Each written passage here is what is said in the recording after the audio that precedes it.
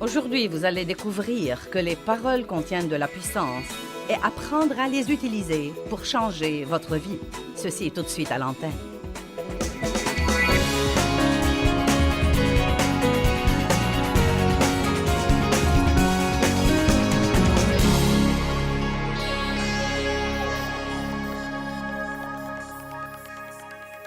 Je crois qu'il y a des messages que nous devons écouter tant que nous sommes vivants, au moins 2 ou 3 fois par an. Même si vous croyez que vous les connaissez, vous devez les écouter plusieurs fois. Et parmi ces messages, les messages sur la pensée, les messages sur la vie dans le fruit de l'esprit sont parmi ces messages aussi, et l'importance de manifester ce fruit. Et il y a des tas de ce genre de messages, mais l'un d'entre eux est l'enseignement sur la bouche. L'enseignement sur la puissance des paroles. Ça me stupéfie. J'y pensais aujourd'hui. Combien d'années je suis allée à l'église? Non, mais des années et des années, sans jamais écouter un message sur la puissance des paroles. Jamais, pas une seule fois. Donc, j'attristais le Saint-Esprit tout le temps. Je disais des choses qui entravaient complètement les anges qui, d'après la Bible, sont envoyés pour aider les héritiers du salut. Je disais des choses qui les empêchaient complètement de m'aider.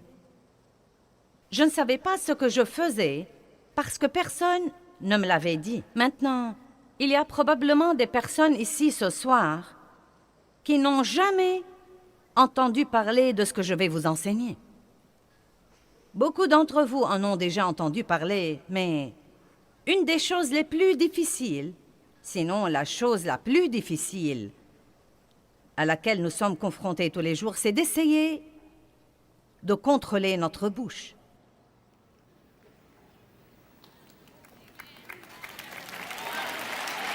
En fait, la Bible dit que nul ne peut dompter la langue à part le Saint-Esprit. C'est lui qui le fait. Cela ne veut pas dire que le Saint-Esprit va la dompter à notre place, mais que nous devons prier régulièrement et demander l'aide de Dieu là-dessus. Et si vous lisez les psaumes, vous verrez que le roi David faisait ça tout le temps. Il faisait des confessions concernant sa bouche et ses paroles et demandait toujours à Dieu de l'aider. Que les paroles de ma bouche et les réflexions de mon cœur te soient agréables. Mais une garde à ma bouche, ô Dieu, de peur que je ne pêche contre toi par ma langue. Il y a toutes sortes de versets comme quoi vous devez prier et demander tous les jours à Dieu de vous aider à prononcer les paroles de la vie partout où que vous alliez et non pas celles de la mort. Amen. L'autre chose qui arrive quand nous comptons sur le Saint-Esprit pour dompter notre langue, sachant qu'il ne va pas le faire à notre place, je crois que le Saint-Esprit nous le rappellera. L'Évangile de Jean nous dit que le Saint-Esprit nous rappellera des choses. Donc, si vous êtes comme moi, et je suis sûre que nous nous ressemblons tous à bien des égards, vous dites des choses et vous les regrettez, vous savez. Mais si vous vous fiez à Dieu pour vous aider, quand vous dites des choses que vous ne devriez pas dire, vous commencez à avoir une conviction là-dedans que vous devez vraiment, faute d'une autre façon de le dire, vous taire. Amen. Et je vais enseigner là-dessus tout le week-end. Vous dites, tu vas enseigner tout le week-end sur la bouche. Croyez-moi, il y a beaucoup de choses à dire là-dessus. Nous ne manquerons pas d'informations et je ne crois pas que vous allez vous ennuyer. Mais si aucun de vous n'a besoin de ce message, je me le prêcherai à moi-même parce que j'en ai besoin. Le don que Dieu m'a donné est dans ma bouche, mais elle a aussi été mon plus grand problème dans la vie. Et ce n'est pas du tout rare. Donc, nous allons intituler ce message « Les paroles contiennent de la puissance », de même que ce genre ici contient de l'eau ce soir. Les paroles que nous parlons contiennent de la puissance en elles. Et je veux que vous compreniez ça. Chaque parole qui sort de votre bouche a de la puissance en elle. Une puissance créative ou destructive. Une puissance positive ou négative. La plupart de nous connaissent Proverbe 18, 21 qui dit « La mort et la vie dépendent de la langue ». Maintenant, c'est un verset sensationnel. La mort et la vie dépendent de la langue. Je crois que je dois faire attention à mes téléspectateurs en ce moment et m'assurer que vous m'aviez bien entendu. La mort et la vie dépendent de la langue. Amen.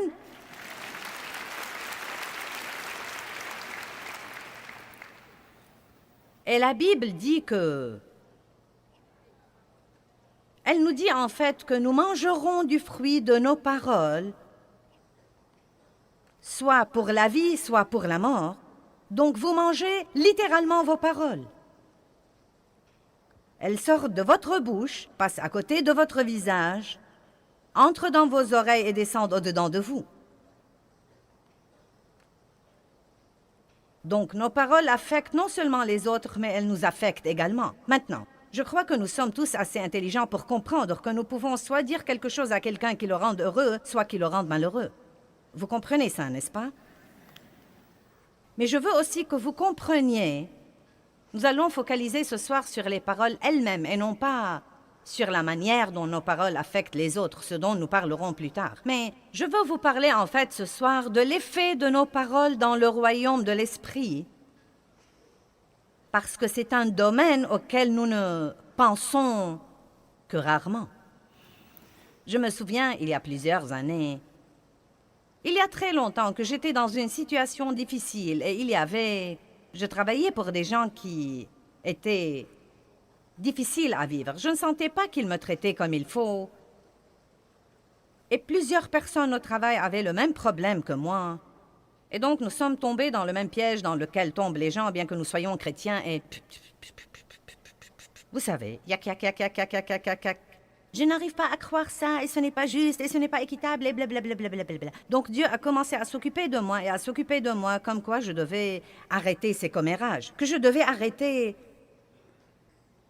la médisance et le rapportage, et que quand je sens qu'on me traite injustement, je ne dois pas courir le raconter à 3 autres personnes et les provoquer pour qu'elles me racontent les injustices qui leur arrivent, et pour que nous puissions en parler ensemble. Donc, vous savez, Dieu s'est occupé de moi plusieurs fois et je me suis un peu disciplinée et j'ai arrêté de médire au travail de mon patron. Mais j'en parlais toujours à Dave à la maison car, après tout, c'est derrière les portes fermées et c'est privé et c'est mon mari. Nous utilisons cette excuse, vous devez décharger sur quelqu'un.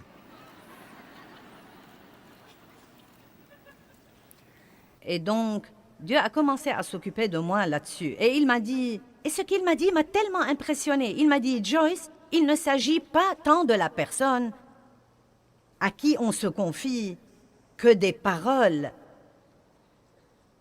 elles-mêmes. Et où que tu sois dans ton problème, moi je t'écoute.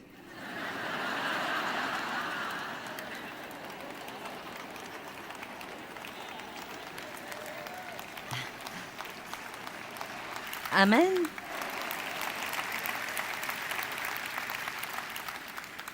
Je vais vous dire quelque chose pour illustrer, et je vais le répéter plusieurs fois ce week-end. La chose la plus dure que quiconque ait jamais à faire dans sa vie, c'est d'avoir un problème et de ne pas dire quelque chose de négatif. J'ai eu un accès de colère mineure cette semaine. Non pas majeur, mais mineur. Une colère qui a duré 5 à 7 minutes. Mais quand j'ai fini, j'ai dû me repentir de mes commentaires négatifs et de mon attitude négative. Et je me suis dit que c'était drôle car je me préparais à prêcher là-dessus. Vous savez, le diable aurait aimé que je culpabilise trop pour monter en chair et prêcher là-dessus, mais je ne supporte pas ces trucs, donc je vais vous le dire carrément, vous savez. Je dois combattre ça comme tous les autres. Mais vous savez ce que j'ai décidé dans ma vie? La bonne nouvelle est qu'il y a 10 ans, ma colère aurait duré 3 semaines.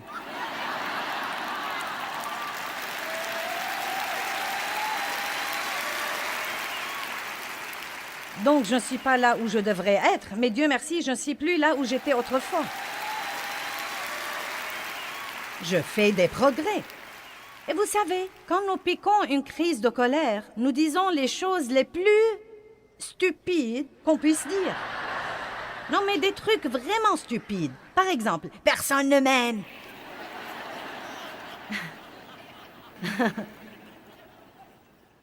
Dave m'a regardé et m'a dit « Est-ce que tu as dit que personne ne t'aime ?» Non, mais des choses stupides, vraiment stupides, stupides, stupides.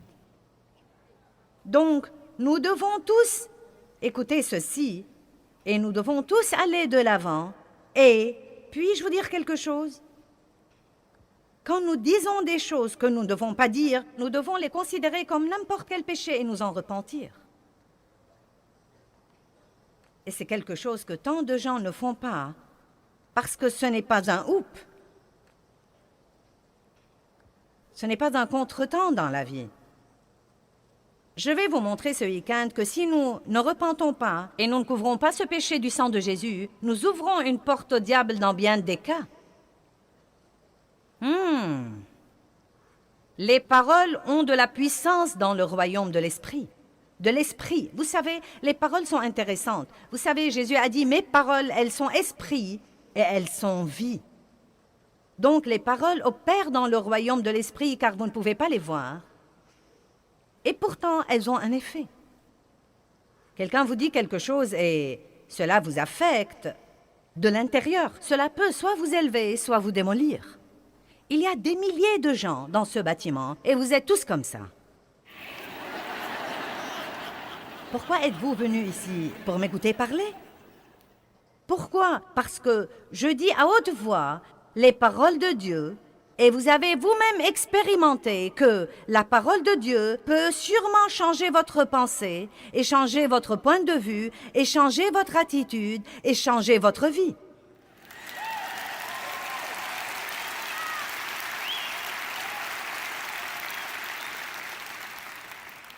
Dieu nous a donné un don qui est très précieux, sa parole. La parole de Dieu est le plus grand don que nous ayons. Et que vous le sachiez ou non, vous avez déjà écouté beaucoup de la parole ce soir. Nous avons chanté la parole, nous avons exhorté avec la parole. Même quand je vous ai parlé de notre matériel spirituel, j'ai dit que ce matériel contenait la parole pour que vous puissiez le prendre chez vous sur une bande et continuer à être élevé et changé. La Bible nous dit que Dieu a un bon plan pour votre vie, mais que votre pensée doit être complètement renouvelée par la parole de Dieu pour voir ce plan se réaliser. Je rends grâce à Dieu pour sa parole. 2 Corinthiens 3, 18 dit, « Si vous demeurez dans ma parole, vous serez transformés et changés en l'image de Dieu, de gloire en gloire en gloire. » Jésus dit, « Si vous demeurez dans ma parole, vous connaîtrez la vérité, et la vérité vous affranchira et vous libérera. » Il y a tant de merveilleuses promesses concernant la parole. Parlons des paroles que nous parlons et des anges. Combien d'entre vous croient que Dieu vous a assigné des anges dans votre vie pour vous aider et vous protéger?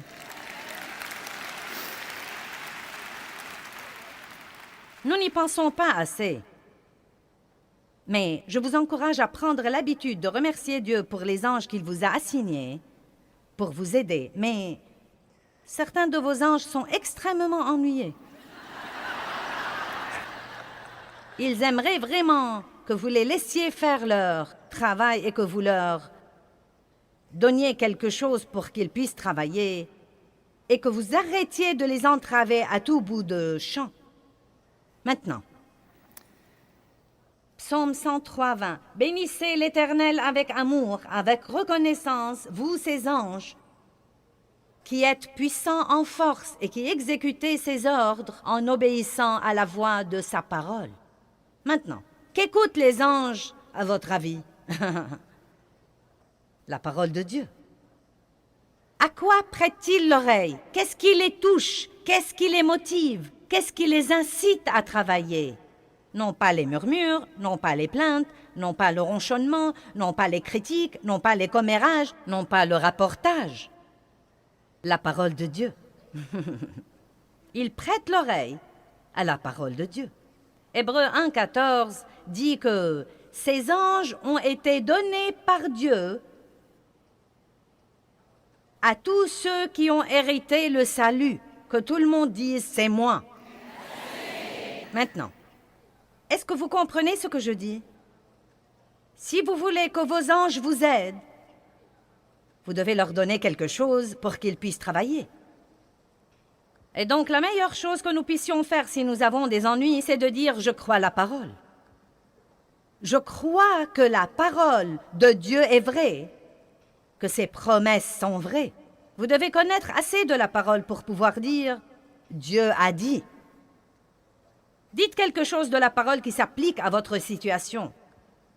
Je ne dois pas craindre parce que Dieu est avec moi. Ou bien, selon le cas, Dieu pourvoira à tous mes besoins selon ses richesses en gloire par le Christ. Et non pas si vous perdez votre travail. « Oh, j'ai perdu mon travail, que vais-je faire? Tous mes espoirs sont anéantis, je suis sans le sou, je ne sais pas ce que je vais devenir, je n'aurai jamais de chance. » Et donc, vous savez, les anges sont comme...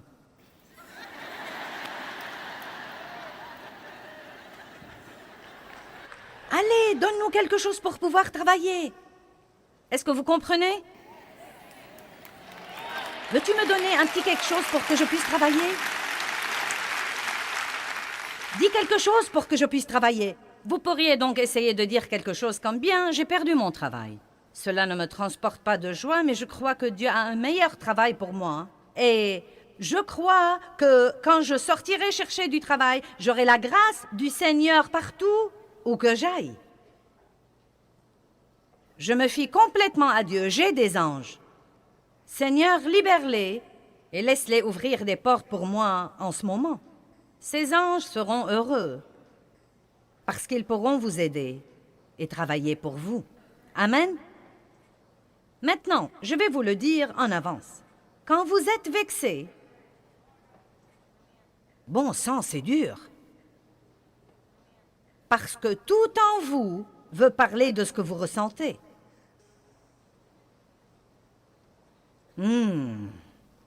Amen.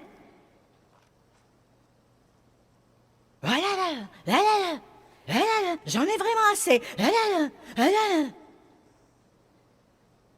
Et si vous avez quelqu'un autour de vous qui essaye de vous calmer, vous aurez envie de le gifler. Non.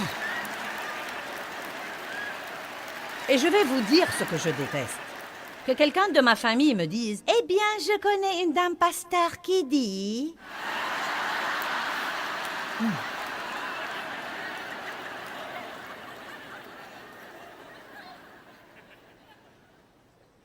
Mais vous savez quoi? Je suis si reconnaissante pour tous ces messages que j'avais prêchés encore et encore et encore et encore, et pour cette parole qui m'aide maintenant, au moins après 30 ans, à ne perdre le contrôle que pour 5 à 7 minutes au lieu de le perdre pour 3 semaines. Et vous savez, à comprendre que c'est mauvais et que je dois vraiment me repentir et que je dois me corriger. Et je crois que d'ici 4 ou 5 ans, ces 7 minutes se réduiront à 2 et qui sait, peut-être qu'un jour viendra où j'aurai le contrôle total. Je ne sais pas. Mais c'est peu probable tant que je suis dans ce coup charnel, mais je vais vous dire une chose. Je ne veux pas une bande d'anges paresseux qui me suivent partout sans rien faire, parce que je les entrave constamment avec les trucs stupides que je dis. Je veux que vous compreniez ceci. Les paroles ont de la puissance dans le royaume de l'esprit et Dieu vous a donné de l'aide. Il vous a assigné des anges et les anges ne sont pas de petits gros bébés avec des ailes. Non, mais les dessins que nous voyons des anges, non, mais sont si ridicules. Oh! Je ne le crois pas. Non, mais ce sont des anges puissants, guerriers, qui mesurent 3 mètres et demi à 4 mètres et demi. En fait, je vais vous raconter une histoire. Vous pourriez la croire si vous avez assez de foi. Je n'ai pas vu ça, mais je crois l'homme qui l'a raconté, car je ne pense pas qu'il savait assez pour l'inventer.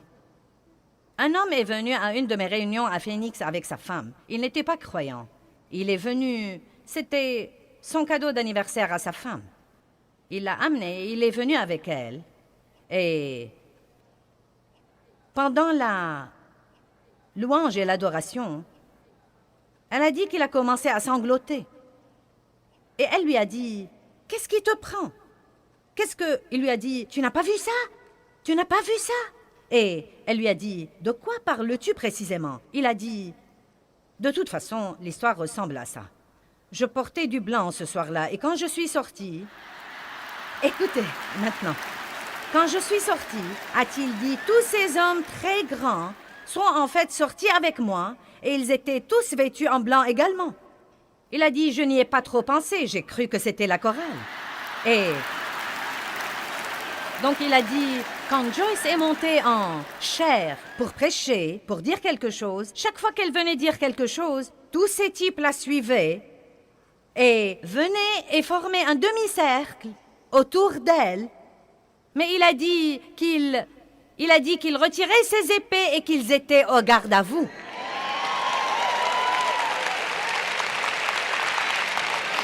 Pendant que je prêchais. Eh bien, ce type a été sauvé. Je le dis sans aucun doute. Et comme je l'ai déjà dit, je ne sais pas ce que vous en pensez, mais ça avait un effet spectaculaire sur ce type. Et je me suis dit, waouh! Bon sang, si seulement nous pouvions nous rendre compte que nous ne sommes pas seuls, que nous ne sommes pas tous seuls, et que Dieu a dit, ne craignez pas parce que je suis avec vous, où que vous soyez, et je... Bon Dieu!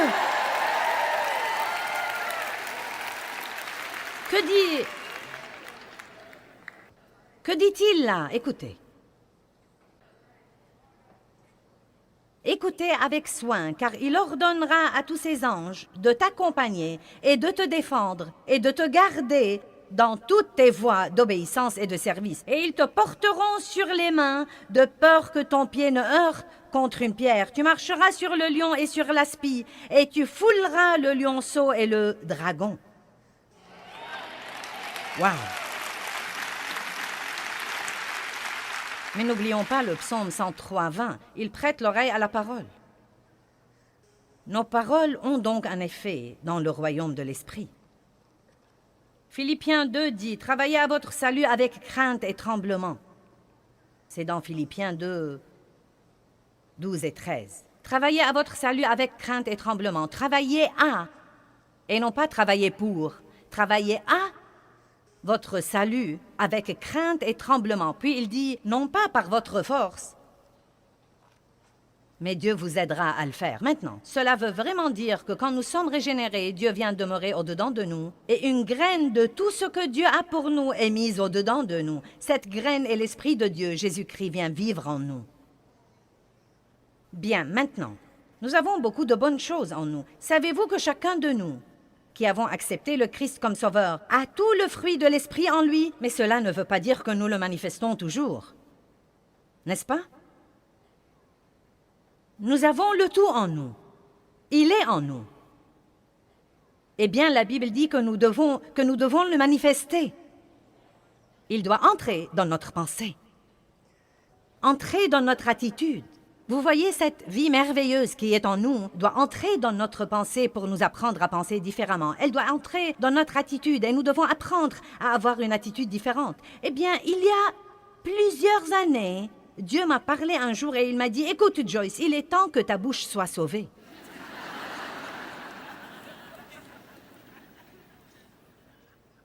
Mon salut n'avait pas encore atteint ma bouche. Qui sait ce que je veux dire par là? Vous voyez? Je n'avais pas l'air sauvé. Je ne parlais pas comme si j'étais sauvé. J'avais toujours une bouche charnelle. J'étais régénéré. Oui, je serais allé au ciel. Ça n'a rien à voir avec mon salut. Mais ça a vraiment beaucoup à voir avec ce que Dieu peut faire pour moi en cours de route pour le ciel. Vos paroles et mes paroles ont beaucoup à voir avec le genre de vie que nous vivrons sur terre pendant que nous attendons le retour de Jésus-Christ pour nous prendre avec lui au ciel.